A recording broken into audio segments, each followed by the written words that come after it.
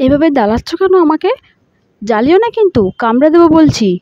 সরো সরো। ধুর, আমি মায়ের কাছে গিয়ে বসি। ও মা, মা কি করছে? আমাকে এই টুলটায় বসতে বলছে। বসবো নাকি?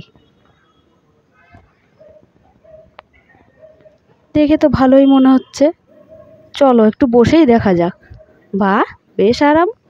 উফ, আবার গাটা চুলকাচ্ছে কেন?